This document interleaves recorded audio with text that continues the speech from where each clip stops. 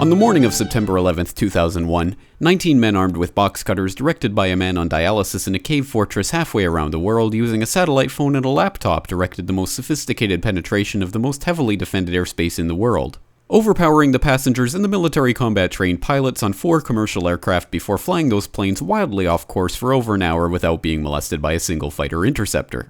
These 19 hijackers, devout religious fundamentalists who like to drink alcohol, snort cocaine, and live with pink-haired strippers, managed to knock down 3 buildings with 2 planes in New York, while in Washington a pilot who couldn't handle a single-engine Cessna was able to fly a 757 in an 8,000-foot descending 270-degree corkscrew turn to come exactly level with the ground, hitting the Pentagon in the budget analyst office where DoD staffers were working on the mystery of the $2.3 trillion that Defense Secretary Donald Rumsfeld had announced missing from the Pentagon's coffers in a press conference the day before, on September 10th, 2001.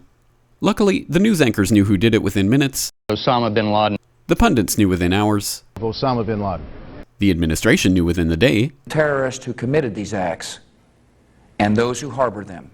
And the evidence literally fell into the FBI's lap. That a hijacker's passport was found blocks from the World Trade Center crash site, if you can believe that. But for some reason, a bunch of crazy conspiracy theorists demanded an investigation into the greatest attack on American soil in history. That investigation was delayed, underfunded, set up to fail, a conflict of interest, and a cover-up from start to finish. It was based on testimony extracted through torture, the records of which were destroyed. It failed to mention the existence of WTC-7, Able Danger, P-TECH, Sibel Edmonds, OBL and the CIA, and the drills of hijacked aircraft being flown into buildings that were being simulated at the precise same time that those events were actually happening. It was lied to by the Pentagon, the CIA, the Bush administration, and as for Bush and Cheney, well, no one knows what they told it because they testified in secret, off the record, not under oath, and behind closed doors. It didn't bother to look at who funded the attacks because that question is ultimately of little practical significance.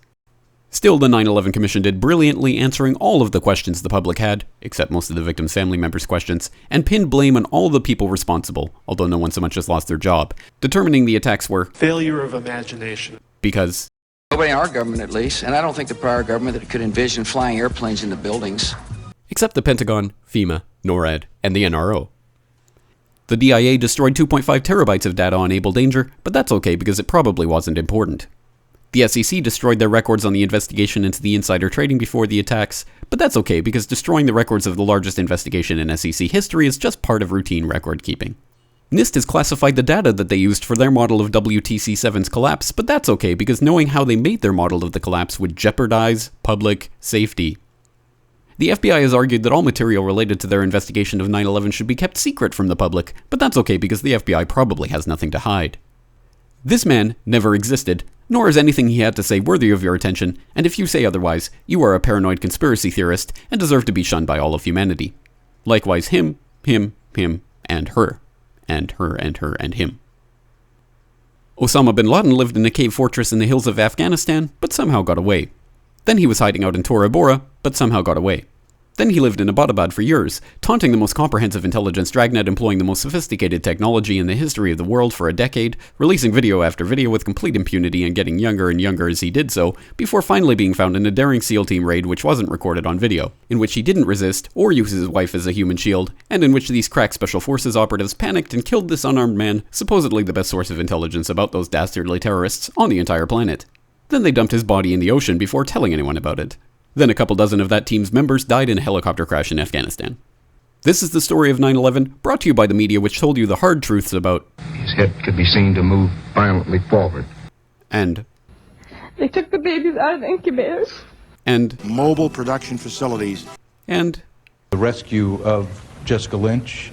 If you have any questions about this story, you are a batshit paranoid tinfoil dog-abusing baby hater and will be reviled by everyone. If you love your country and or freedom, happiness, rainbows, rock and roll, puppy dogs, apple pie, and your grandma, you will never ever express doubts about any part of this story to anyone. Ever. This has been a public service announcement by the Friends of the FBI, CIA, NSA, DIA, SEC, MSM, White House, NIST, and the 9/11 Commission. Because ignorance is strength.